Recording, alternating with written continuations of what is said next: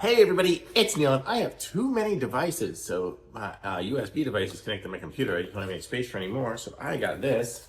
This is a USB hub. And I want to show you guys this hub. It's like steel, it's like or metal or aluminum or something like that. But look at all these ports it's got on there. And it comes with a USB-C cable, so I can connect it up to my computer. Right there it says computer.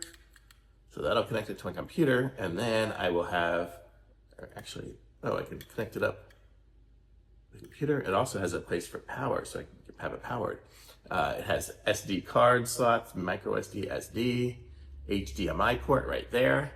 And then it's got 4 USBs, 2 USB-Cs, and it connects up through USB-C. So I can plug it in there, and now I have myself a hub. And you can even see it's lit up inside of there. And then I can plug devices in. Where do I have anything over here? I